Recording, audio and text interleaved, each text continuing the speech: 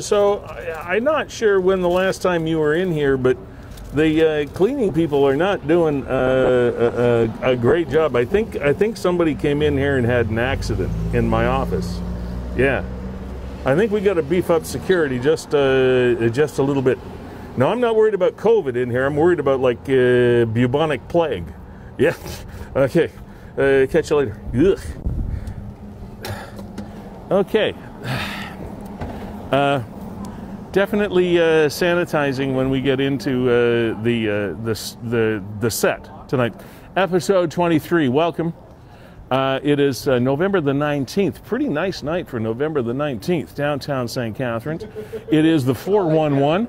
As I mentioned, it is episode number 23. We are fueled by Gales Gas Bars Limited. We are powered by WeeStreem. We are partnered with Niagara 411. And this COVID thing is still a big deal here in Niagara, especially with franchises like this and others that deal with wineries and bars and those kinds of patrons that want to get out. It's still a big deal here in Niagara, and we're going to be talking about that and some other pretty cool things tonight. So come on in, we'll show you how you can get involved, okay?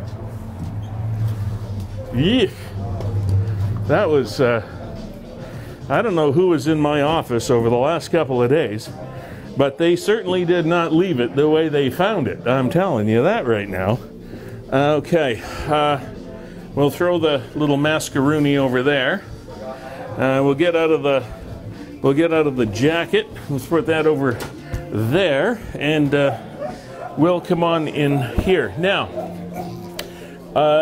I'm going to start this program with something that Mr. Kevin Jack of WeeStreem, and who is the executive producer of this program, and I did not discuss, because this happened just seconds ago and Kevin's not even aware of it, but I have to mention this because it was one of the greatest gestures of human kindness up close that I have seen. And this is actually true. Just before you came to see me in my office down the street, I was standing there having the conversation, and there was a homeless, or at least homeless for now, person sitting on the street beside my office down there, and having a little bit of a smoke on a whatever it was. I'm not sure what it was. I think it was like a vaporizer thing. That's all it was. So along the street, just before Kevin came down to get me to do the show, another lady walked by, and she was holding a package, a flat package. And as she walked by my office and saw this person sitting in the street on the curb, said, "Have you eaten today?" And I couldn't really hear what the other person said. But this person that was walking down the street she said, "Well, here's a pizza for you. I just bought this, and you might like it." And she gave the pizza to this person sitting on the street here on St. Paul and St. Catharines. I was absolutely blown away. I mean, we hear about random acts of kindness, and they're wonderful things, and every now and then we get a chance to perform one ourselves. But to tell you the truth, I have never done anything like that that's that obvious.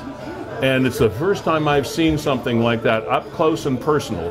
One person sitting there who has seen better times, and another person walks by and says, have you eaten today? And then gives this person the pizza that they were carrying to probably have their own dinner. I don't know. But it was, Kevin, I was almost moved to tears by this. I saw her sitting there next to your office, and she did have that big, gigantic slice of pizza, and I was kind of trying to put two and two together in my mind as well. Not that she wouldn't have the wherewithal. I mean, yeah, you didn't see this. Money, but I didn't see that. Wow. That's really cool. You know, in the middle of COVID-19, where a lot of people are struggling and maybe they don't have the money to give away, you find somebody that does that. I don't know who either one of these people were, but I will go to sleep tonight thinking about that, and wondering what perhaps I might be able to do the next time I see somebody that is obviously in need, because I don't think I've done some okay things, but I've never done anything like that. I have to admit, I've never done anything that blatantly wonderful for someone that normally is invisible. Normally we walk by these people and they make no impression on us. They are invisible. We get used to seeing them, and we take no notice, or at least we take, if we do notice, we take no action. And this is a person that A, not only noticed, but B, took action, positive action. And I don't know. I don't know where I go from here tonight, Kevin. I mean, that was the most unbelievable start to the show that I have ever witnessed. Way to go, Niagara. You know, it puts a smile on your face, Lee. Yeah. And I guess what you're supposed to do is pay it forward, right? Unbelievable. You sell somebody else, and to be honest, Lee, I know some people are going through hard times. I don't think that you and I have fallen so hard that we can't give away a slice of pizza. No, but it's actually doing it. No, you're right. That is the thing. It's not only thinking about it; it's actually in the moment. In that moment, have you eaten today? Wow. Strong stuff. And I'm not making this up, folks. It just actually happened live and surprisingly in my face. And I'm thinking about starting a program, and bang, this woman says to this person, "Have you eaten today?" Wow. Okay. So we'll try to move. And let me ask you this: if you have any stories like that to share, this just occurred to me because this is all about you being able to be a part of this show. The whole thing is live stream Niagara. The whole thing is the 411. We do appreciate Gales Gas Bar for fueling this program. We do appreciate WeeStreem and Kevin's company for providing the technology that makes this happen. We also appreciate all of the connections and the contributors with Nick and Niagara 411. And it's wonderful. But the whole idea of this program is connecting Niagara to itself, connecting Niagarans to themselves. And after what I just witnessed a few moments ago, and you might think it's contrived, you might think I made it up. I did not. It happened in real time, and I wasn't expecting it. When I walked down to my office, I saw this person sitting there. Did I say hello to them? No, I didn't. I was just thinking about getting the show started. Egocentric me. That's what I was thinking about. And then this happened, as I mentioned it to you before. So if you have a story that you could share with us, whether it's something that you experienced, whether it's something that you witnessed, whether it's someone that helped you, or whether it's someone whom you helped, I would really love to hear about it on the show tonight, because those are the things that make us special. Those are the kinds of things that will get us through this COVID-19 process, however long it takes, are those kinds of connections, are those kinds of things that make us feel like we're in this. They always say this, we're in this together, and we'll be in, and after a while, how many times you want to hear that? Yeah, we're in this together, we'll get through it together. That's a very nice sentiment, but when you witness things that really accent that message, it's unbelievably powerful. So you're absolutely right, Lee. And you know what? I got a story for you here. Two friends walk into a bar. All right, we can't do that anymore. And you know, we say that we're all in this together, but the news of the last week, and it was a focus of our show last week, and I know it'll be a focal point again today, is Dr. Hergey's Section 22 order that has decimated the restaurant and bar industry right across Niagara. Yes, and that is a wonderful dovetail, Kevin, and you were very, very strategic in getting me off my soapbox here, I might add. That was very smooth on your part. I know what you're doing there, and that's okay, and that's great.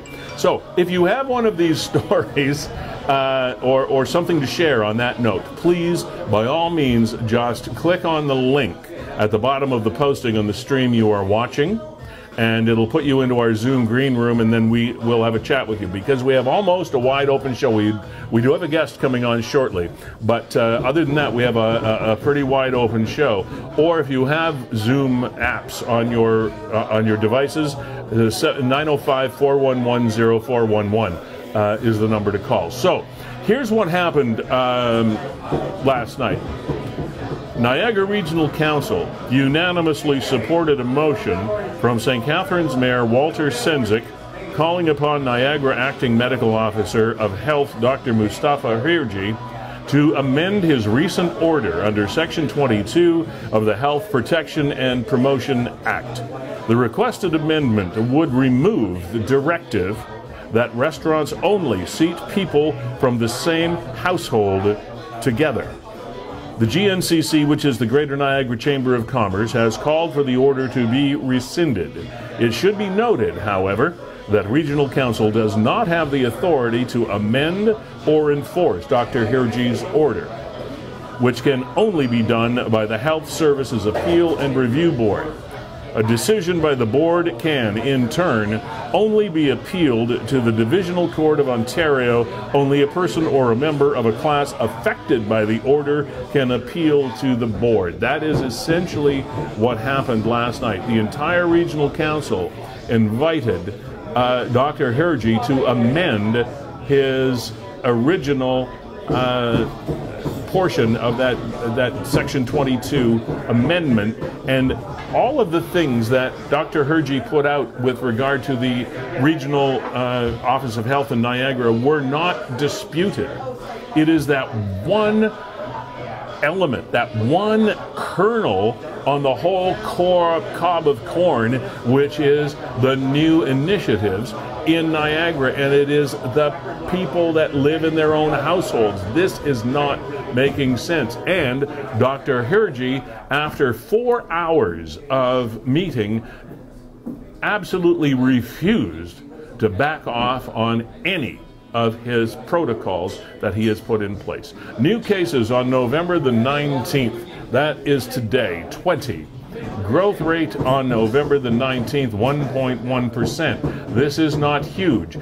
Even the 20 cases, which is significantly less. Remember last week we were talking about 45, 63, etc. That was because mainly of that floral operation in Jordan. Okay? So now, new cases yesterday, 16. Yes, we're up a bit from yesterday. But we are in a situation right now where we are able to, or we should be able to, target the problem areas, not target an area that is not the problem area. So, we were talking with David McParian from Fiddler's Poorhouse here, and he also operates Monty's in the city of St. Catharines. And Kevin, you gave me some stats when you were talking to Mook earlier today. You gave me some stats about the effect that just the 1 week has had on their business. Yeah, Dave McParian, Mook, texted me just before we went to air, Lee, and said that he's down 80% this week. 80%. Talked to another bar manager, said they're down 95%. Since this edict was released last Thursday. And the restaurants were doing the right things. This is the problem. I mean, you brought it up, Lee, that we had massive outbreaks at 2 floral operations. And the reaction is to close restaurants and bars. And when pressed on the issue, Dr. Hirji, and I don't know the man. I have no axe to grind against. It could be Dr. Smith. It doesn't matter to me who it is. It's just the logic of this situation, in the fact that when pressed on this, said, well, it's not the restaurants that are at fault. They're doing a fine job. I feel badly about the restaurants having to go through this. It's the people inside that are acting irresponsibly. They're not acting irresponsibly, in my experience. The restaurants and bars and the places that I've been to, and I have been to a number of them in the last 2 or 3 months, and the wineries as well, because they fall into this category, and that's another thing that that's not making any sense. They are meeting the protocols, and the people that are in those places are actually following the protocols. They're wearing the mask. They're doing the right things. They are distanced. They're not doing, and I don't care whether you reduce it to 4, reduce it to 4 people. Make it 6, make it 8. I don't care. The fact is that they have been meeting the protocols. The public has been meeting the protocols. And don't say, oh, it's a shame we have to do this to the restaurants because the patrons aren't doing their job. Yeah, maybe some of them aren't. But for the most part, most of them are. And it's just if you don't have the intestinal fortitude, I'm sorry, I don't usually take really strong points on this show. We try to walk the middle line, but this doesn't make any sense at all. If you cannot at least re-examine your policies and dial it back on one point, one issue, you are not going into any meeting with an open mind. You have gone into a 4-hour meeting with the Niagara Regional Council and you've closed your mind before you walked in the door. And that's it. Now, Lee, sorry, Kev. Later on in the program, I want to let people know that we are looking to hear from people affected by this. So people, and apparently 12 or 13% of Niagara's workforce work in the bar and restaurant and service industry. If you are affected by this, please come on the program, click on that link. We want to hear from you, want to know how it's affected. But Lee, we do have somebody that is scheduled to join the program. Yes. Fred Davies is the president of Breakwall Brewing in Port Colborne. He's been outspoken, as many other people have, and we invited it onto the program. So I'll let you kind of take it from there. Yeah, but, I gotta. Fred, I see you in there. If you could just unmute yourself, and we'll bring you on the program. All right? Yeah. Okay. Yeah, you got to get your ear in there so that you gotta get my ear in here. Yeah. All right. Fred, so Fred. Sorry if I stole a little bit of your thunder there, but I get a little passionate about this one. And probably you do too. This is Fred Davies. He's president of Breakwall Brewing Company in Port Colborne. Hey, Fred, thanks for coming on the program. My pleasure. Good to see you. Good to see you too. Okay, so what has your experience been over the last 2 or 3 weeks? Tell us about what your business is, first of all, and how your business has been affected and your position. Sort of a 3-part question for you.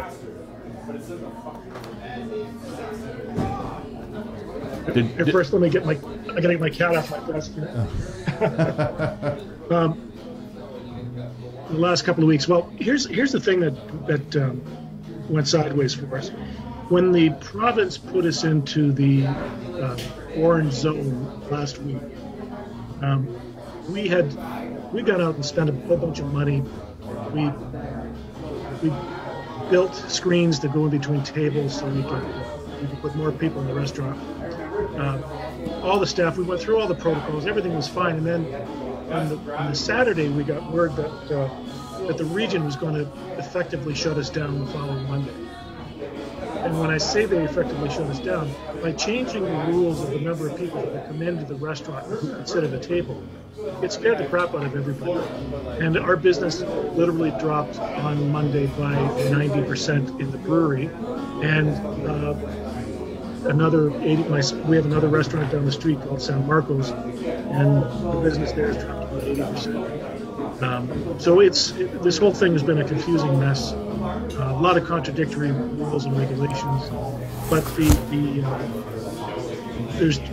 it just doesn't make any sense to me. The 4 people per table from the same household doesn't make any sense. That's not the way society is working right now. Okay, Fred, let me roll back to something that you said a minute ago.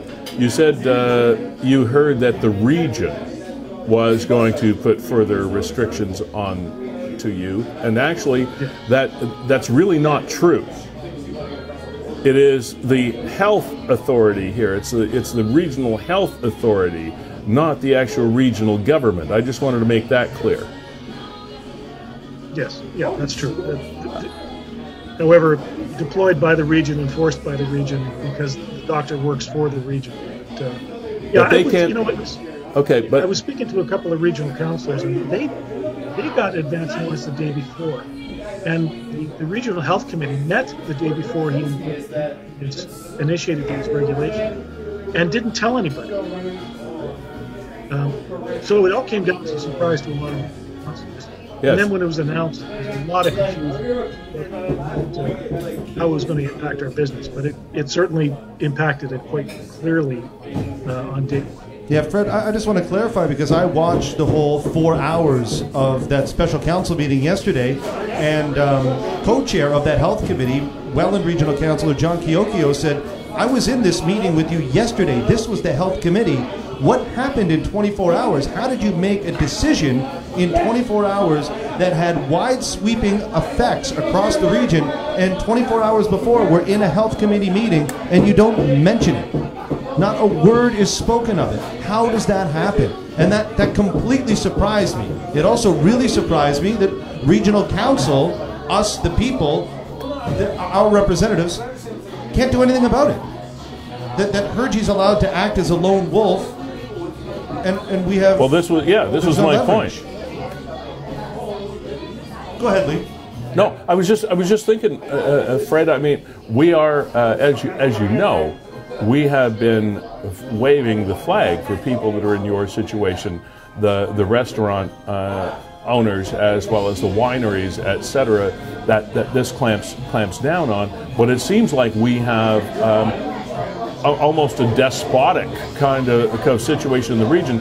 Last night at the special regional council meeting, the councillors all wanted Dr. Hergey to reconsider that aspect of his proposals and his rules for Niagara operations, and he refused to do it. So do you have any recourse? Do you and your co-operators of establishments like this have any recourse at all? What are you doing, if anything, to try to fight back?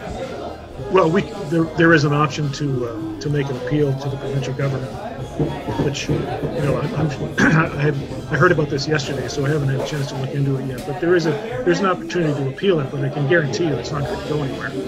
The Premier's already pretty much Premier drank the Kool-Aid on this a couple of days ago, and told us to stop picking on Dr. Hergey. We're not picking on Dr. Hergey. When did he tell you? Well, wait, excuse me. How did he tell you to do that? The Premier? Yeah. When did you hear that? Yesterday on the news, he was doing his press conference, and somebody asked him about the Niagara situation, and he accused us of all being anti-maskers. Really? Which is not the issue. No. He told us to stop picking on the doctor. He's just doing his job, and we should fall in line and follow the order. Wow. Okay.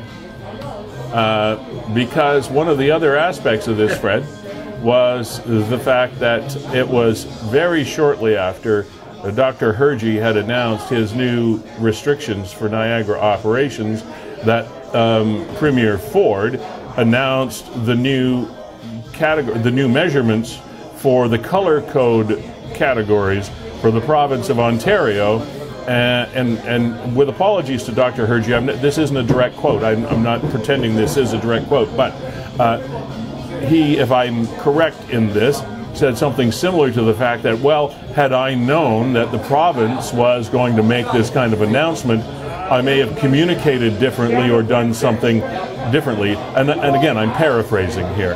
I get that. That points out another issue, is the fact that why aren't the health authorities discussing announcements and plans with the province so that they can get their act together and sort of synchronize the messages that they're sending out to the public? You should be able to have some sort of coherent, cohesive message, at least in my mind.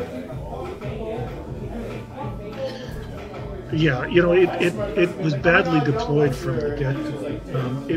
The province has not been clear; it's been conflicting. The region has imposed new restrictions while we were just getting used to the ones that had been imposed the day before.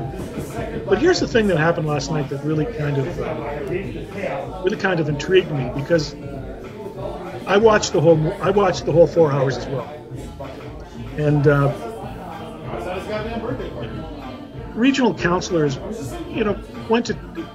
were pretty firm with the doctor, and I understand why, because they're dealing with a lot of the issues that needed clarification as well.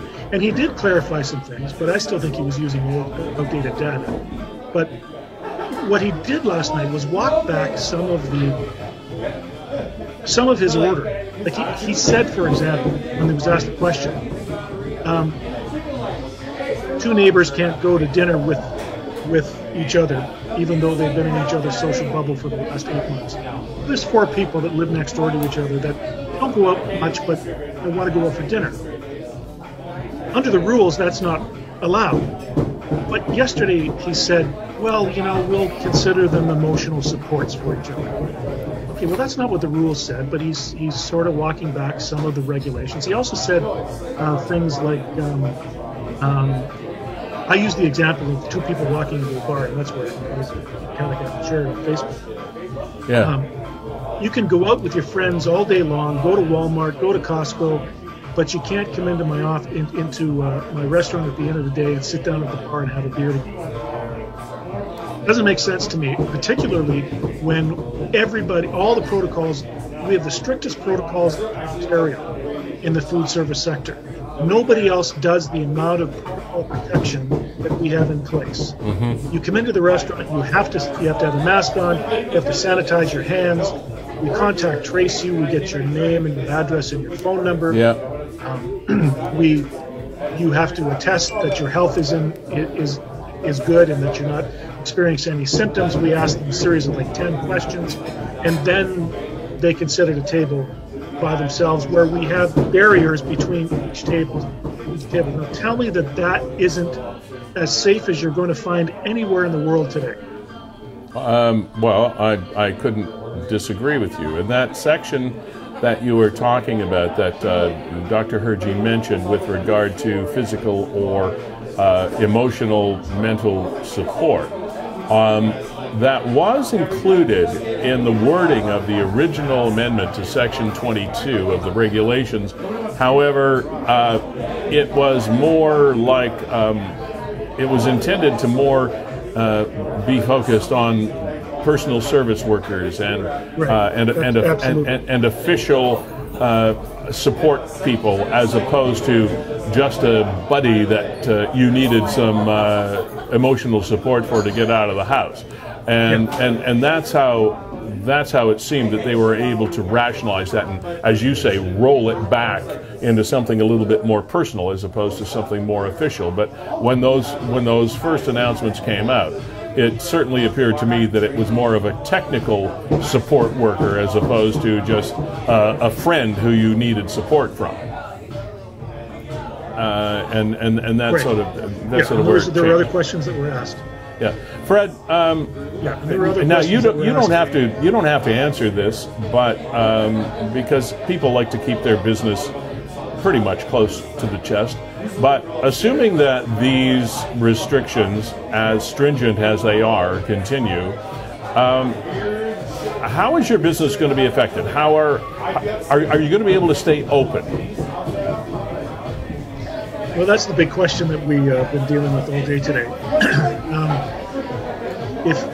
It appears as though the Premier is going to be making some announcements tomorrow that we may go into a red zone. Don't know whether that will affect Niagara or not, but it appears pretty likely that Toronto and Peel and Bolton are all going to be classified as the red zone. So that would put a restriction of 10 people maximum in a restaurant.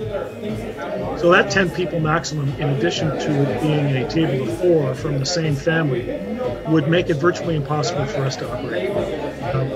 We have Erie's got 120 seats. Our restaurant, San Marcos down the street, has got 85 seats. We're already at 50% capacity. If any more restrictions, these current restrictions at 4 people per table, it's not working. It's not a long-term sustainable model. It is a loss for us every day. We lose money every single day we're open. And that's the thing about this. You can limit our overhead and reduce our capacity, but it doesn't reduce our overhead. Okay. That's the critical component that the province needs to figure this out. Okay, to come at it from the flip side of the coin, in the interest I'm breaking up a bit here. I'm sorry. Am I breaking up here with you? No, you've been fine. Can you hear me okay? Yeah. All right. in the interest of trying to paint the picture on the other side of the coin as well, we have seen the numbers increase in our region. We have seen the numbers increase in Ontario and across Canada as far as the COVID infections, hospitalizations, even deaths. Now, we looked at the numbers today, and there were 20 in Niagara today.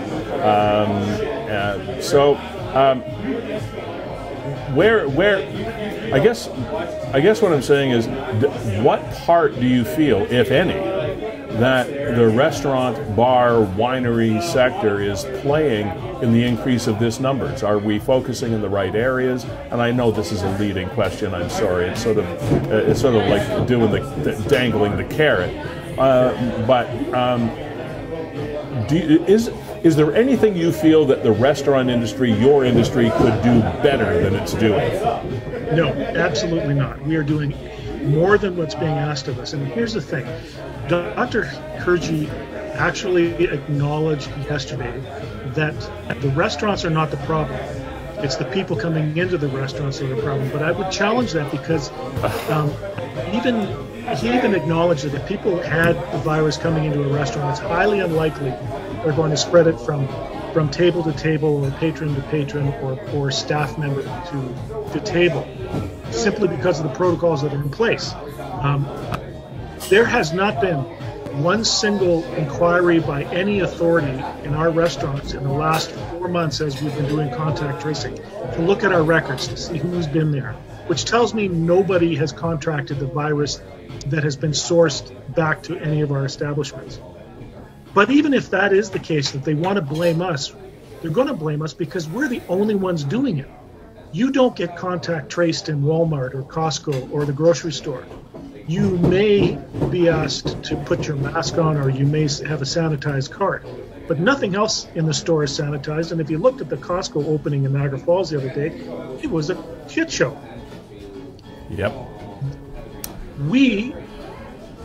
If one person is determined to have gotten the virus at one of our restaurants, that would have meant that somebody had to give it to them. But if there's nobody testing positive out of the restaurants, the stretch isn't there to make that connection. You can't connect the dots when the restaurants are doing virtually all of the major protocols that are out there. But to go back to your other question, if we are, what are we going to do now? This is not a sustainable model, and everybody that I've talked to in the restaurant business is sort of waiting for a week or two to see how this thing shakes out.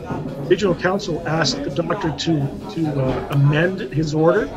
He said he would take it under consideration, but he's not doing anything yet. I'm not sure what he's waiting for. Maybe he's waiting for the province to shut everything down so that he's off the hook. You mentioned something earlier, Fred. Sorry to cut you off. You mentioned something earlier that to your industry, Code Red is where Toronto, the GTA, Toronto, Peel, York, whatever, and that was 6 people. Code Red provincially means 6 people socially distanced and masked up in restaurants is the maximum. I think what he had said is that total capacity is 10 people, but the edict would still be 4 at a table.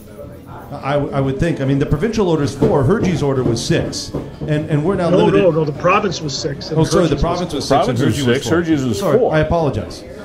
Yeah. And that's if you're in the red zone. Right. So what are we? Platinum? Well, I mean, what the hell color are we? Anomaly. Purple? What is that? This is the anomaly of that legislation. He's got that Section 22 capacity to make a decision outside of anyone else's influence. He doesn't need absolute power in a province. There's no oversight. In fact, he didn't even disclose the decision when he made it until the night before he made it. That gave no one notice to respond. I mean, and I said this earlier, we just spent a boatload of money on other protocols so that we could continue to serve people in our restaurant. Yeah. But they're not coming now. And so, might I point out something? This is a technicality, but it may impact something in the future. The official title of Dr. Hergy, I believe, is Acting Medical Health Officer. So think about the impact of that. Well, So here's the thing. I draw no conclusions as a result of that. What's that, Fred? Yeah. I was listening to Councillor Laura Ip on CKTV yesterday, and she said that in order to make a change at that position, they need 2/3 of council to vote to remove him. And that request would then go to the province, and the Minister of Health would have to agree with that decision. So that's never going to happen.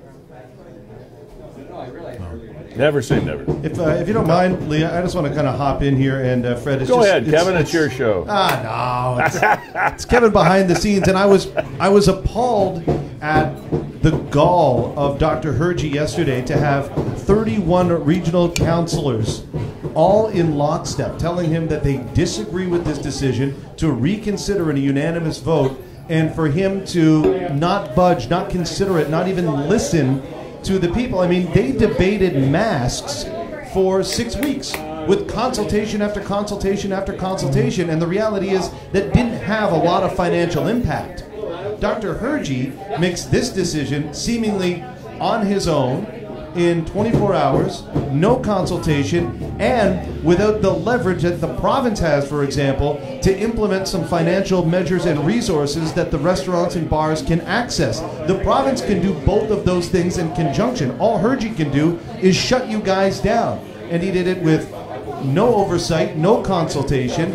And then yesterday, I watched him stare everybody in the face that was telling him that this needs to be reconsidered, including the unanimous passing of a motion, and wouldn't even hint at changing it. Now, Regional Council is meeting right now. There's a meeting ongoing right now. This is their regular Regional Council meeting tonight. And I'm assuming that it'll come up once again, and he'll be asked whether or not, in the last 24 hours, he's taken their motion into consideration. But and Fred, I wouldn't presume that you wouldn't get the support, not you personally, but generally there would not be support of a minimum of 2/3 of council to revisit the current structure of the Niagara Health situation. So that's why I said never say never.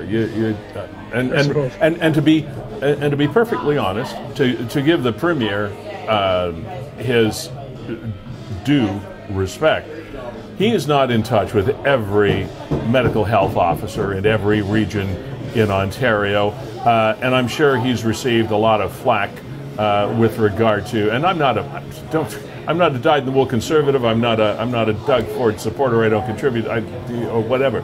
But what else is he going to say? He's going to say, "Oh well, I support our medical health officers while they're in that position." So it's sort of something that you kind of have to say when you're on the political stump. But when you feel public opinion swaying as far away from that decision as our public opinion in Niagara is swaying, eventually the province has to pay attention. Eventually they will. One would hope. I just hope it's soon enough to save as much harm as we can. Fred Davies, president of Breakwall Brewing Company in Port Colborne, thanks for joining us. Appreciate your perspective. Keep fighting the good fight, and we'll talk again soon. Good luck to you on everything. Good. Okay. Thank you for the chat. Take care, man. All right. Bye bye. All right. And throughout my long career, the last thing I usually enjoy doing, and I don't enjoy this, is making someone that is a hard-working person that has a difficult job feel like a target of harassment or animosity or something like that. And that's not really the. I don't know Dr. Hergy personally. I have nothing against him. I think he's probably a very bright man, and I'm sure he has the strength of his convictions, and he believes that what he is doing is the right thing. I just don't seem to think that in this instance he has enough real-life experience to understand the impact of some of the things that have been said. And so if we've made the man feel uncomfortable at all tonight, and I'm sure we have, my my sentiments go out to you, but these are important things that are happening right now, and the understanding of what these proprietors and owners and operators and staff members of these places, it has to be well understood. What's the logic of it has to be understood. We have seen pictures. I had a couple of links. I don't know if we've got them available. We've had a couple of pictures of from people that have taken account of what happened when the new Costco location opened in Niagara Falls this week. We're talking a couple of thousand people. Even at the ribbon cutting ceremony, if you look carefully, Mayor Jim Diodati and the other officials, and again, I'm not slamming the mayor, he's doing this ribbon cutting at the opening of a very important establishment, a very important business in his community. That's totally cool. But if you look behind, and the people in the front line, there's 3 or 4 of them, and they're wearing masks and everything's okay, and they're doing the thing. But if you look in the background of that picture, there are at least, I don't know, 20 people that you can just see heads of standing close to one another, and whether they're wearing masks or not, you know they're not from the same household. They're standing there, and then behind there, you know the store is full of people. It's absolutely jam-packed full of people.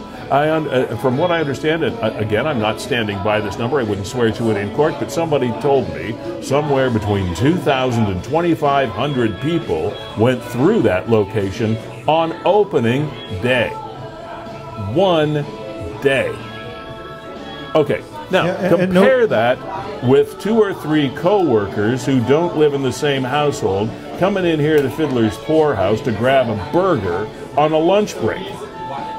Lee, this makes no sense to me. Yesterday, my friend told me this story. He was working by himself, so he went out and had lunch. He was sitting there alone, and literally 2 paramedics walk in. And the staff made them, as per the edict, sit at their own separate tables 6 feet apart. These are 2 paramedics that are driving with each other, that of course are in close contact in dealing with other people's, like, I don't want to say fluids, but you know what paramedics do, right? Yeah, paramedics, yeah. I mean, you know, you never know what the next call is going to bring. So paramedics are about as up close and personal with people as you can possibly get. Absolutely. They do that all day, but they go out to have a bite to eat, and they can't sit together.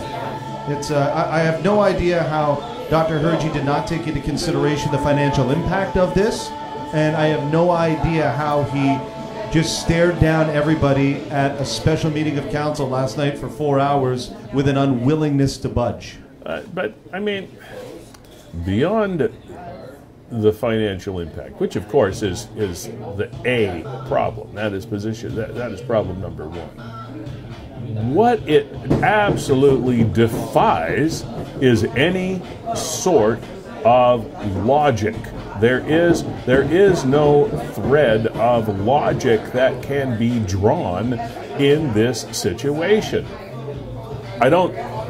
Everything else, you can blow up Section 22 until the cows come home and everything else makes sense. We got it. Sanitizer, hands, masks, the whole thing. I'm totally pro-masker. You betcha. And like all of that, everything about that makes sense. Even if you want to limit the number of people at a table, that's okay. I get it. I understand. But the cohabitation thing is where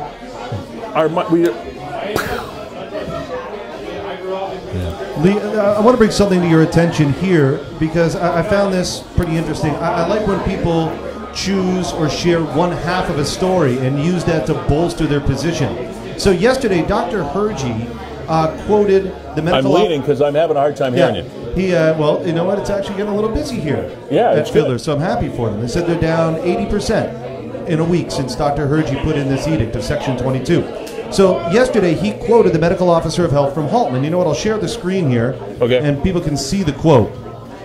And this was, of course, to bolster his position.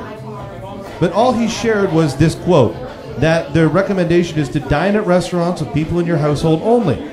I also encourage residents to order takeout and use meal delivery services to continue to support local businesses Click here for a more detailed guidance. Right. But he used that quote, the one that's in bold there. What he did not include was the very next sentence in the release from the region of Halton that says, these recommendations are not provincial orders and will not be enforced. While I am strongly recommending residents take these steps, I understand that these may take time to adapt, and it continues. The very next sentence says, these are not provincial orders and they will not be enforced. And he uses the quote right above it to say, see, they agree with me in Halton. Okay. And one of the other ramifications of this that we haven't touched on yet tonight, and I know this show is kind of becoming a one-trick pony, but this is a very important pony.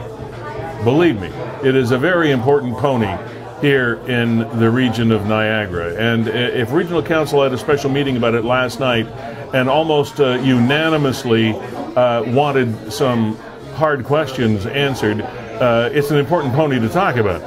So one of the things we're not talking about is the fines that are possible if a restaurant is perceived to be breaking these rules that are in place, the new restrictions that are in place only in Niagara. We're not talking about provincial restrictions here. We're talking about this one that is in Niagara. Even the red zone restrictions that Toronto's going to be in, Peel's going to be in, York, the GTA, etc., that this one that we have in Niagara goes beyond the red zone. All right, so keep that in mind. It is a fine if you are perceived or found or adjudicated to be in contravention of that portion, or any portion actually, of Section 22 of the Regional Health Act that was announced by Dr. Hergy. It's $5,000 a day, or any part of that day is $5,000. In other words, if there is one group of people, one foursome, let's say, that is in a restaurant or in a winery, and there is an inspector or somebody comes in and they determine that those people are not from the same household, really not from the same household, it's $5,000. You know how many burgers or how many glasses of beer or how many bottles of wine or tastes of wine that a winery or a restaurant has to go through to net $5,000 a day? Their profit margins are not that large. You think, oh, yeah, I dream of owning a restaurant one day. I want to be that guy on Cheers. No, you don't. You really don't. Profit margins are not that large. So, Lee, think about that. The restaurants are going to be on the hook, potentially being fined $5,000 a day, when there's really no way for them to prove that these people live with each other. Now, it says in an order that it's just that the customer has to attest that they live with each other. Yes, and they have to fill out forms. I've made this very clear before. I work a couple of days a week doing wine tastings, etc., at Culinary Estate Winery in Niagara-on-the-Lake. And we've had to put the protocols in place, and they've done a great job of doing it. I'm not setting them up as special. It's just that's my experience. And the other wineries in Niagara-on-the-Lake and Niagara do the same thing. They make, because of the new regulations, everyone that comes in, not just one person per party, everyone that comes in has to sign in. They have to give their contact information, and they have to attest to the fact that they're household members. And we do not have the right, nor do they want us to have the right, they meaning the officials, to have the right to check credentials, etc., check identification or whatnot. We take their word for it, but we have to ask the questions. And the restaurants have to ask the questions, and they do ask the questions. Are people sometimes not being truthful? What do you think? But the point is, that's how ludicrous this situation is. That's how ridiculous that one. And it's only Dr. Hergy. I'm imploring you. That is the only thing that people are arguing with you about. That's the only thing. Am I right, Kev? 100%. That's it. That's one little thing. We're good with everything else. Everything else is fine. You're okay. You're cool. We love you. You're a smart guy. But that's just stupid. I'm sorry. You got to learn to collaborate, right? Apparently, he's a young guy. He's a young guy for the position, and I remember, Lee, it took me a long time to learn not necessarily how to work in groups, but to understand that the decision I made that I thought was genius might not, in fact, be the best decision in the room. Yeah. That there are a lot of smart people. You need to open your mind, and you have to listen to other people's ideas because sometimes they have better ones. One of the finest examples of this is what's happening with the presidency of the United States. As a manager of businesses for many, many years, I always went with the edict of hire smart people to do their jobs and listen to them. It's really not brain surgery. Hire good people for the areas that you need good people in and listen to them. Well, look at what's happened south of the 49th parallel. There were good people not listened to, and then there were sycophants put in place that nobody cared if you listened to them or not, and we have what we have going on right now. And to go to Dr. Hergey's defense, he's a good people. He's a good guy. He's a smart man. He's a well-educated medical professional, and he has the strength of his convictions. But at some point, you've got to say, hey, maybe I stubbed my toe on this one. Yeah, absolutely. Lee, want to do a couple of things here. Yeah. I want to encourage people to join us. If you are affected by this decision, by this edict, we want to have a conversation with you. And I know while we were talking to Fred Davies there from Breakwall, we did have a couple of people hop in the Zoom room because they wanted to get on, but we wanted to give Fred his time. But now it's your time. Okay, so if you work in the industry or you're a tertiary business that's affected by this closure, because remember, there's a trickle down from this as well, right? The people that deliver the food to the restaurants, the people that clean the restaurants, all of these other kind of it casts a wide net. And also, Lee, let's bring in some of the comments as well from people watching on Niagara 411. Yeah, let's do that. I haven't had a chance to have a look. I don't know if you can read that. Are you good with that? Caroline Love, yeah, that's the problem. People are trying to listen to the professionals, but they are not making sense. They signed up and are being paid very well for the positions they're in. They have to work with, can you scroll up a bit there, Kep?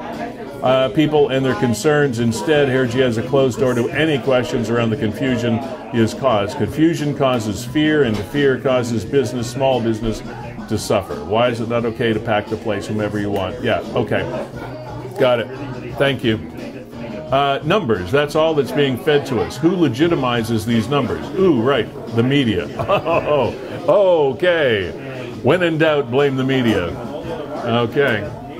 We could go on for another couple of hours on that one. It's fake virus by globalists. You guys are proving the point. He alone has confused everyone. Therefore, people just avoid going out. Thanks, Bill. Huge? Not even close. Stop listening to CBC. Okay. This is what I was talking about here, saying it affects the supply chain. That's a better term than I was able to come up with. That is a good word. The impact is not only on the bar restaurant, it also affects the entire supply chain behind the scenes and all of their families. I don't hate the guy, but one person should not have that kind of control. It should be a full committee.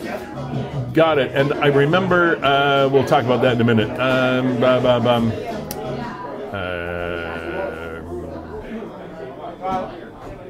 I can't read that fast. Oh, no, you know what? Sorry, Lee, I was just scrolling by. Those are just notifications that people are watching and what have you. So, well, you know, when there was a time when I lived in the Durham region, and it was a time when General Motors was going through a very, very difficult time, and a lot of my clients were advertisers who were dependent on the health of the economy of the area, and General Motors, as they have done often, the downsides of what, you know, what the car industry's been through. And in that moment, what I'm talking about here is the trickle-down theory, the ancillary effects beyond just the level of the industry we're talking about. It was, in that day, it was for every full-time job lost at the General Motors assembly plants in Oshawa, 6 others were lost in connected industries. So for every one person that lost a job, 5 other people or 6 other people and their families would be impacted. This is not.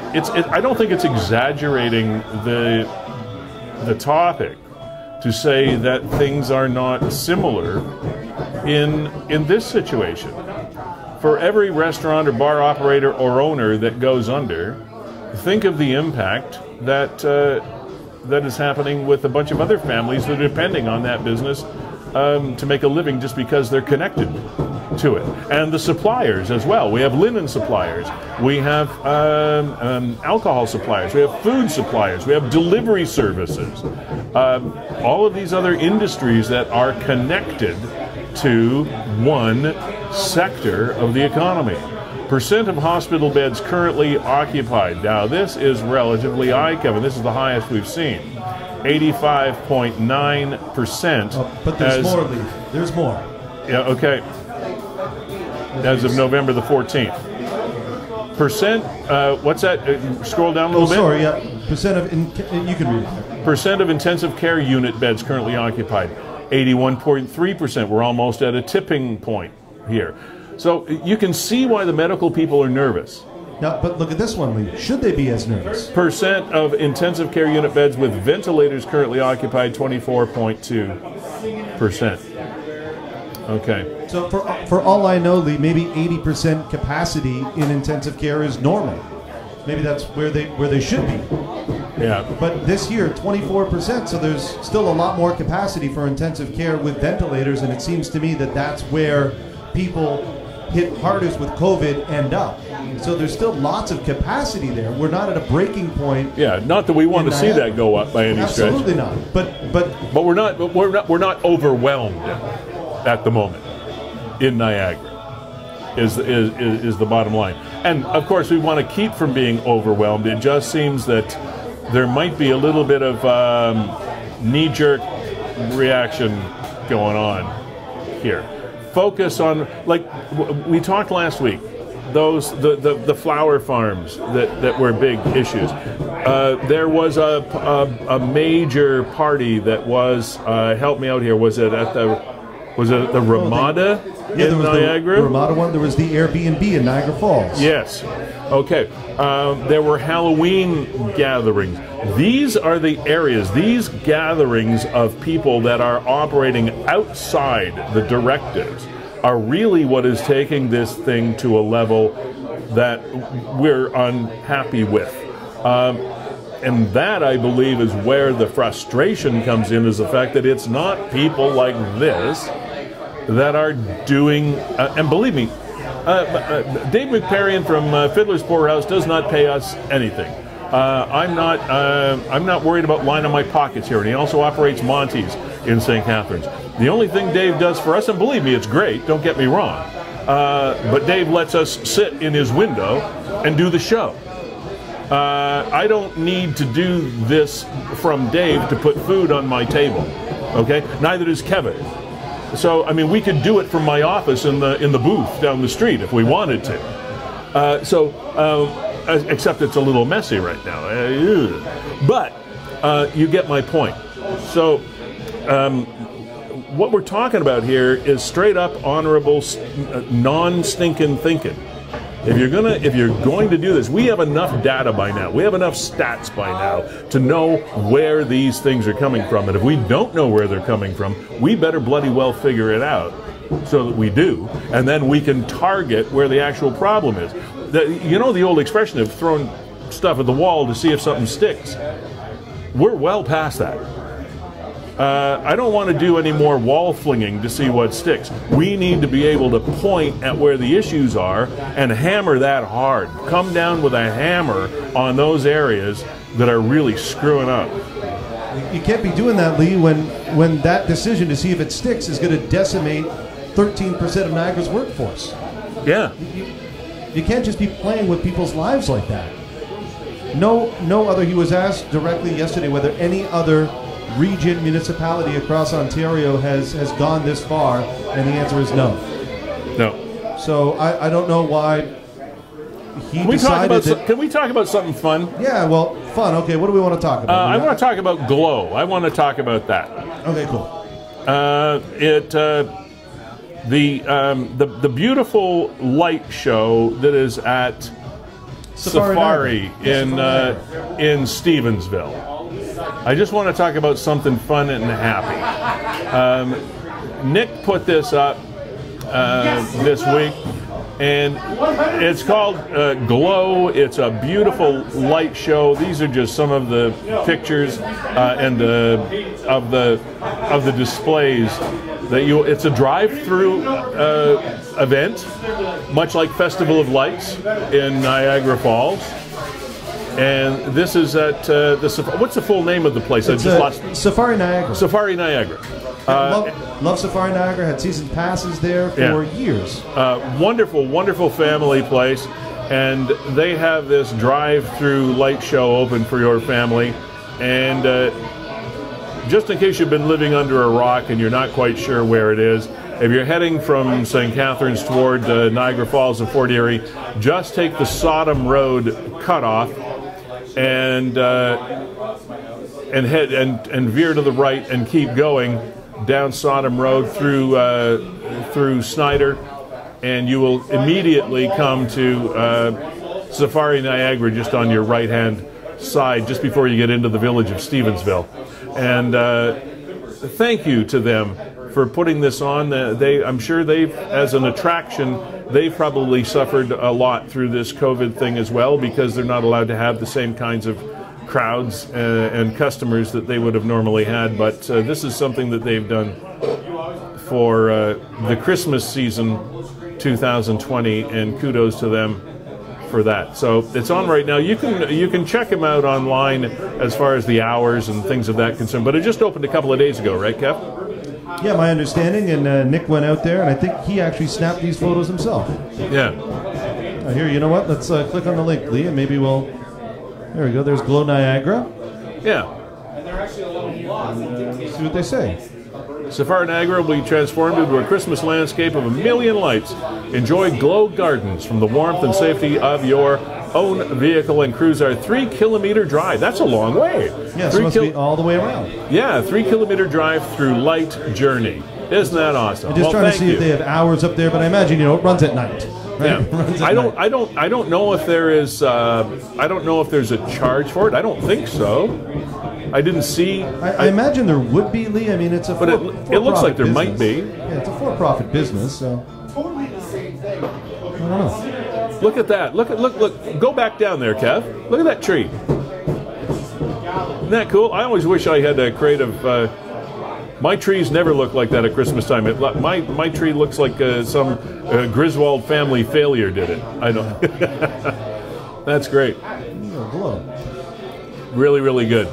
So thank you, Glow Niagara, for doing that. Thank you, Nick, for supporting that as well and giving us something to smile about here over the holidays as well. So Kevin. WeeStreem Niagara has been very busy over the last little while. Why don't we just take this opportunity? Actually, I'm gonna halt that for a second. I'm gonna do this first before I forget.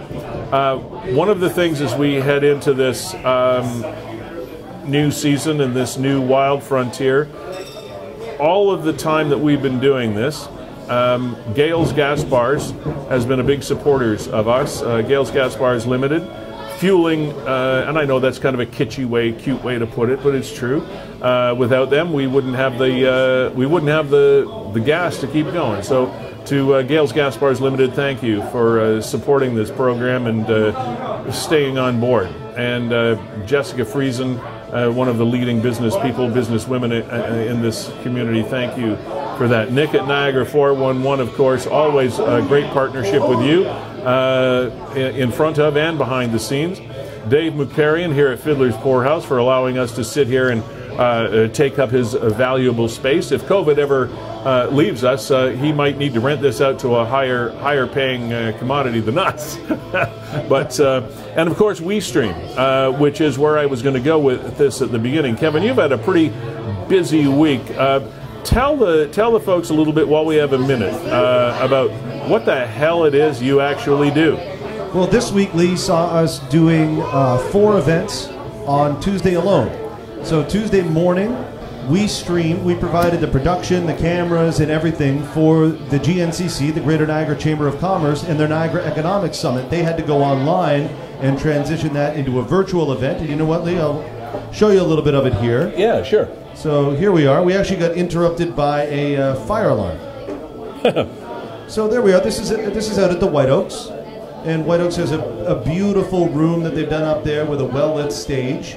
And we provide all the technology to make this happen and bring in virtual guests, put graphics on screen, do all that stuff. So it was a good thing. There you go. Get nice views like that. And there. So one of the things that WeeStreem does. So if you need help with virtual events, of course, we're there for that. Also on Tuesday, we were providing some online support for Fertilizer Canada. Who knew? Yeah, they do like a lot of Zoom meetings, and there's a lot of forums, and they need just some online help. So we help them manage from a tech perspective those online Zoom meetings and forums. In the evening, we did 2 city council meetings, so we streamed the City of Niagara Falls and the City of Thorold. Today, we did another event for Fertilizer Canada, and we offered that same level of support to the Niagara Peninsula Conservation Authority. They had their full authority meeting. And then last weekend, we did the Agritech Hackathon for Spark Niagara in conjunction with the town of Lincoln. We're getting requests for weddings every day, and yeah, I mean, it's crazy, it's wide-reaching, but anything you can think of that's online, we can offer some creative COVID solutions. I guess that's the best way to put it. We have creative COVID solutions. But thanks, Lee, for throwing that out my way. Yeah, my pleasure. And in these days of do-it-yourself technology, do-it-yourself films, do-it-yourself photos, TV shows, movies, whatever, this is definitely giant step beyond just setting up your cell phone and hitting play. And you know what, there's a lot that goes into this that is fascinating, and it's a state-of-the-art technology. Now, the technology itself, Kevin, we've talked about this before. Okay, it's not that expensive. You're not spending $200,000 on fancy schmancy cameras and stuff like Hollywood would do. It's just that you've taken everyday technology and turned it into something that's actually affordable. Yeah, very targeted technology. We know exactly what to buy, and we've bought it. I mean, we've been in operation for 5 years, focusing on nothing but online streaming and virtual events. And in that landscape, we're veterans. So we got this figured out. We got the tools for the job. But like you said, Lee, it's not necessarily that it's expensive equipment. It's the right equipment. It's what and what you guys do with it. Yeah, and I mean, we tear down this thing and set it up in an hour and a half. Yeah. Every time. We basically are running a whole TV studio that we bring in, you know. And I mean, these graphics, the logos at the bottom of your screen, this lovely weather forecast that we have. I always forget where to put. Anyway, for tomorrow, 15 degrees tomorrow. I know, pretty nice. And then drop Sunday's going to be wet. Did you know? No, you didn't know, because I'm just telling you now. I had put my golf clubs to bed. Ah, no, you did? I put my golf clubs to bed for the season. I'm going to drag them out tomorrow. Going out? Rolling Meadows, look out! Nice. Yeah. The turf won't be the same. I know.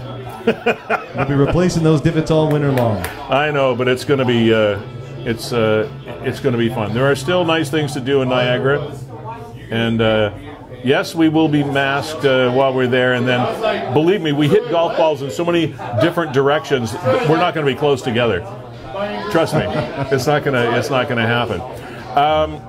Kevin, there were some other things that have been going on around. Did you see the story on Niagara 411 about the car with, they said, kids in it? Well, if you're driving a car, they're probably not kids, the youths or whatever that's the one there.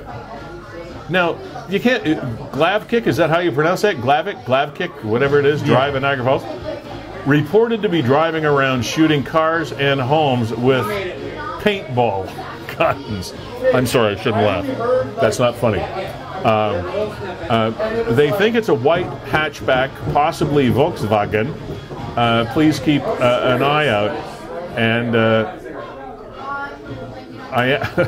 I'm sorry. No, now Lee, did you read the comments? No. So the comments on this story, you think it's, I don't want to say an isolated incident, but you read the comments, and there's probably, and we'll get to them here, there's probably 5 other people saying, same thing happened to me. Same thing happened to me. Well, yeah, that was it was a series of drive-bys. There's somebody else. No, but this is like... It wasn't just one car. Yeah, this is going back a couple days. They were driving all over the place doing this. No, but this is going back days. Like people hopping on. That happened to me last week. Oh my God! Last week, my husband's brand new Porsche had a purple paintball on. I'm sorry, don't mean to laugh. Shouldn't laugh. They hit the passenger side mirror. That is really, they should be in big trouble for. Of course, they should be in trouble. There you go. They're blaming the parents here. Well, sure, you blame the parents. Of course, it's always the parents' fault. As you scroll down, there you go. Another picture. Different car. Wow. Paintball. And if they're actually in a car, somebody's old enough to drive, I would think. So they're not what I would call kids. Yeah, I just want to scroll through. I know I saw a lot more photos, and maybe I'm just missing them here in some of the replies to the comments as I. That reminds me of a joke. Have you ever heard the old joke about this fellow walking through a neighborhood and oh, there's one right there. Can you get that stuff off? My assumption is that it's a washable paint, but still. One would think because you shoot people with it, but yeah. But the thing is, one of the real dangers would be if they do that to a vehicle that's moving. Absolutely. I mean, it's bad enough to have your car. Nobody wants to have their car vandalized like that. I mean, and I'm sorry, I kind of giggled at a point, but it's just. I don't know. It's my weird sense of humor at times, and I get that. That is not funny, but it would certainly not be funny if they took pot shots at a vehicle that's moving, because that could cause all kinds of problems. I think you'd be scared first. You'd be stunned as to what it is. Well, yeah. Like you might drive off the road just in fear of what. Well, this is what I mean. Yeah, I mean the startle factor. If a car is moving, that's not good. But there was the story about the fellow that was looking for work in the neighborhood, and he knocked on this fellow's door and he said, "I'd like to do a little bit of work for you, just odd jobs. I can do just about anything. If you like, I can paint, I can scrape, I can mow, I can dig, whatever you want." And the fellow said, "Actually, if you want to go up back, I've got some paint cans out there, and I got a porch out there that needs painting." He says, "Do you want to do that?" He says, "Yeah, sure, you betcha." So he comes back a couple of hours later and knocks on the door again and says, "I got your job done, but that there ain't a porch. That was a Mercedes." Okay, so I need the rim shot, Lee. It's not bad. Okay. I'm sorry, that's a very old, lame joke, but at least it was clean. I've heard it before, but I forgot the punchline, so good on you. Okay. I know you want to talk about this as well, the statue that got stolen from Mount Carmel. Yeah, let's do this one. Alert, someone has stolen the statue of Therese from our grotto here in Niagara Falls, Ontario, between Monday afternoon, November 16th, and today, November 18th, but in all likelihood, probably today, meaning that would have been yesterday. Any information would be helpful. Please pray for its safe return. Scroll up there just a little bit so I can see that. Kev, there it is. So that's where the statue was, on that little base between the flower vases. Therese was stolen, and who does that stuff? Well, I guess that's the question. Who does it, and why would you? It's not worth anything probably to anyone but the people who appreciate it. And I'm just scrolling through the comments. A lady said that she goes there, I think, on a weekly basis with her husband, and she had a recent photo of the statue. There's Therese there. And yeah, there's a better one in the comments, and just a picture that's a little more clear. Okay. So I'll get to that. There we go. Ah, that's a lovely photo. Yeah. Now, of what possible use could that be to anyone but the people who appreciate or worship at that place?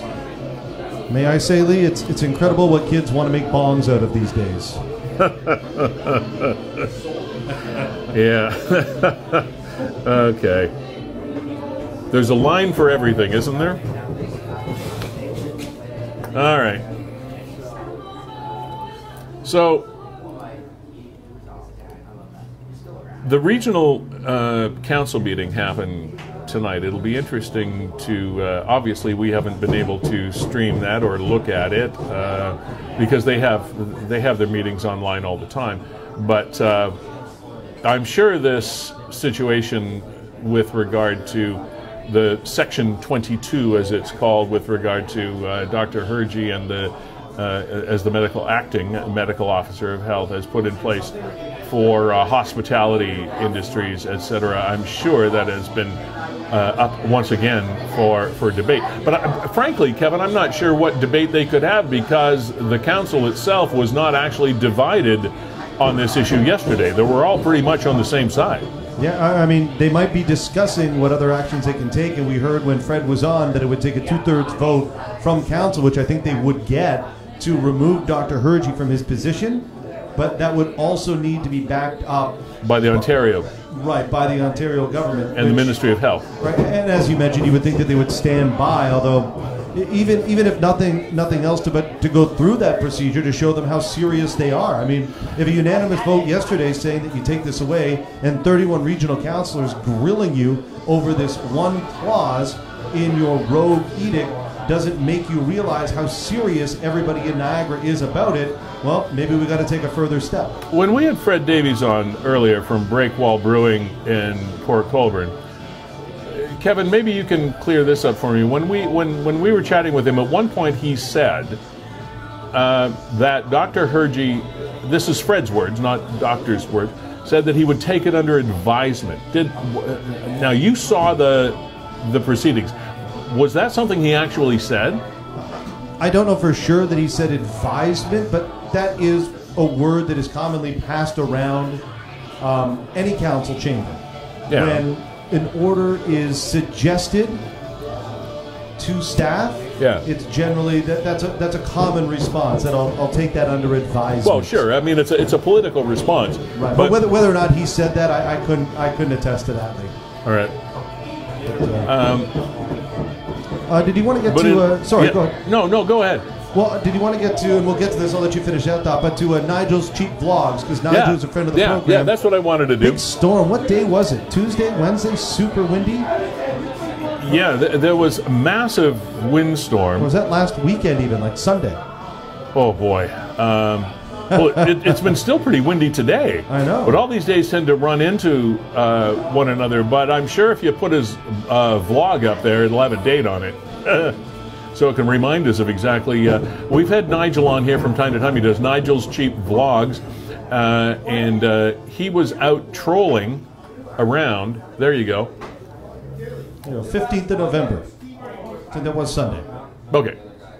You got it right. So, it was kind of neat because Nigel went out before the fact because he knew, because of the weather forecast. Weather forecast says we're headed for some heavy, heavy weather, big winds in Niagara. So he went out just sort of cruising around before the fact and caught some pretty interesting footage.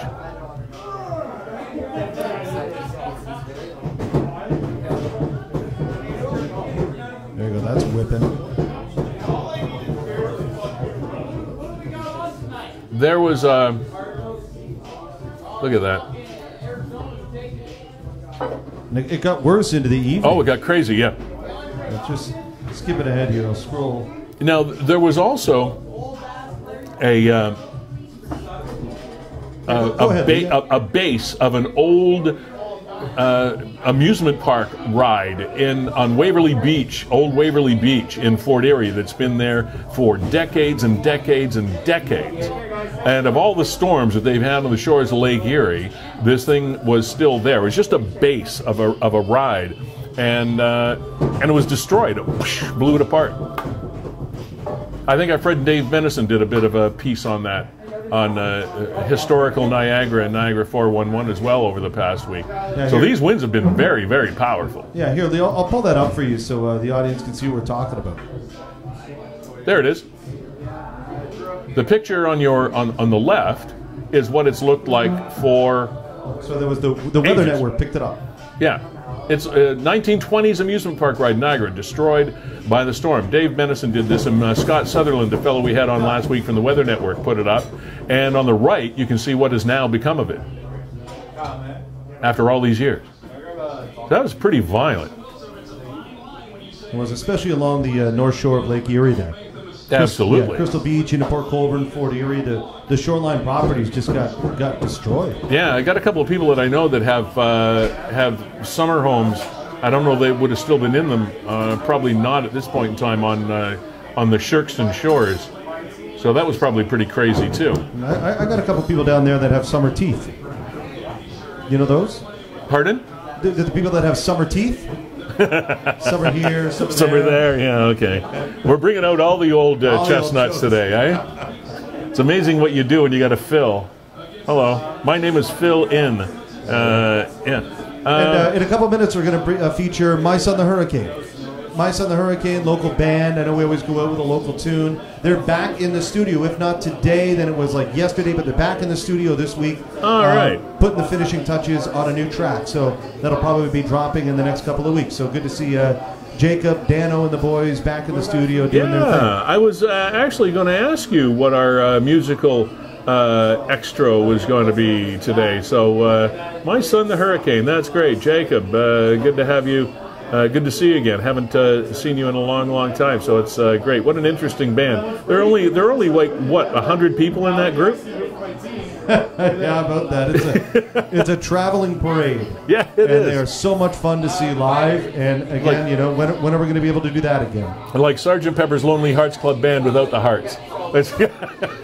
No, it's great. My Son the Hurricane. So this is a new one they've dropped, right? Well, no, they're in the studio now. So I'm going to have to play something old, and I'm torn between Pushing Up Daisies is probably my favorite song, but that's almost 10 years old now. Smile's a good song. Birthday Cake is a great video. So I don't know. Maybe I think I'll go with Pushing Up Daisies for those that aren't familiar with My Son the Hurricane. Kevin, something just popped into my head. Sorry to interrupt you, but we have a few minutes here. One of the big discussions that has been taking place on the provincial level over the last week or so is Christmas breaks for children in schools. It's a huge deal, and there was a rumor, there was always an option of the fact that the province would extend the 2-week Christmas break to longer than that.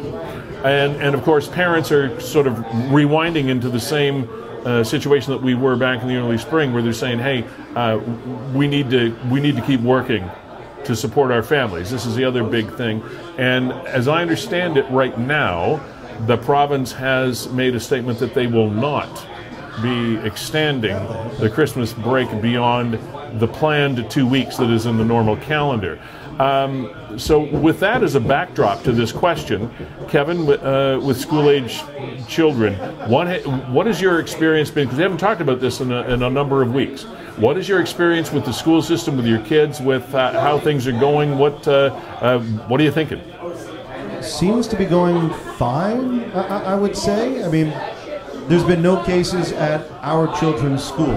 So what other conclusion can I draw other than it seems to be going fine? That said, as soon as school went back, as soon as we all kind of went back to work and living our quote-unquote normal lives, it seems that numbers have risen steadily. So I don't know what role the schools are playing in that, but I think they are playing a minor role in the spreading of COVID. So maybe a 2-week break is going to help things. Maybe the winter break is going to help us all if we kind of shut down our lives and do a pseudo-isolation for a week or two. Maybe we can, maybe we'll come back to the point where we're seeing single-digit numbers of daily COVID cases in Niagara. But yeah, that's my take. And when you were talking about the shutdown thing, that's the other element that people have talked about with regard to, and again, I don't want to be a one-trick pony, but with the restaurant bar thing, is the fact that if the mandate is to isolate across the board and shut everybody's life down, that's one thing. It's the targeting of a particular industry. It's the targeting of a particular sector that has people up in arms. It's not the concept of shutting down necessarily. It's the concept of shutting down one industry. That's what has people so up in arms. If you're gonna shut everything down across the board, fine, do it, whatever, and we'll all abide by it. Just don't focus on one guy out of the team. And especially, Lee, when it seems that there's no evidence to suggest that that's the silver bullet. If anything, all I've heard about in the last little while is dozens of cases being attributed to flower operations. Yeah. But Okay. so we shut down restaurants. I'm confused. Kevin Jack, always a pleasure. Thank you for executively producing this program and WeeStream. And as per Kevin's hat, Gales Gas Bars Limited, thank you for fueling the program. Nick at Niagara 411, always a pleasure, my friend, to work with you and your contributors. To Dave McParian and his staff here at Fiddler's Poorhouse, you know how much we appreciate you. My name is Lee Sterry. I hope you can join us for episode 24 next week and continue to weigh in. Go to Livestream Niagara if you want to contact us off the air, after the fact. Talk to us in your own time, in your own space.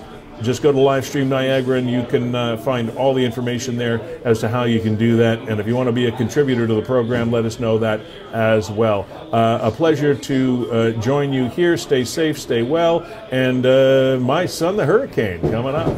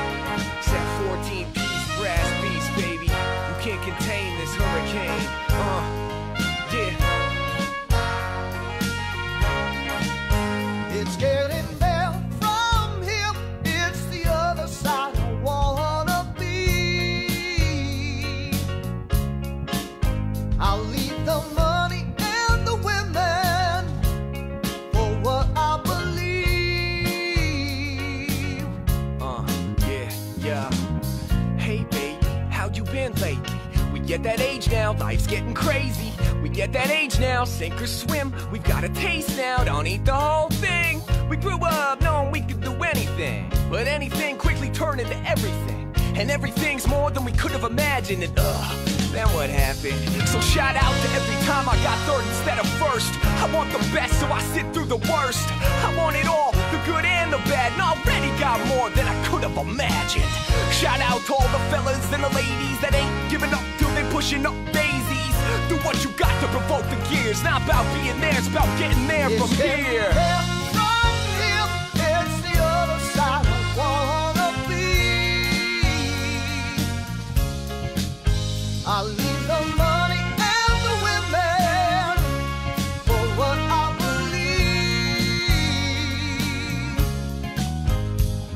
Now, my son's a hurricane, he's tearing up my life. Only a few months, he's how I planned it with my wife. We dream for him, but soon he'll dream all on his own. Make his bad decisions from the things his life has shown. I tell him, yell him, teach him, preach him, then release him. Baby's gotta do it all alone. Be his own man or grow up to be a clone. Life's written with chalk and rain, not carved in stone. And shout out to every time I got third instead of first. I want the best, so I sit through the worst. I want it all, the good and the bad, and already got more than I could have imagined. Shout out to all the fellas and the ladies that ain't giving up till they're pushing up daisies. Do what you got to provoke the gears. Not about being there, it's about getting there from here.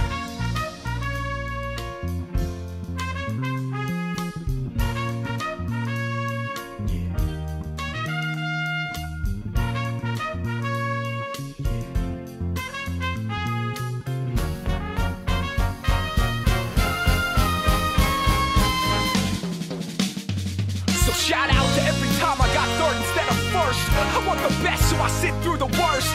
I want it all, the good and the bad, and already got more than I could have imagined. Shout out to all the fellas and the ladies that ain't giving up till they pushing up daisies. Do what you got to provoke the gears. Not about being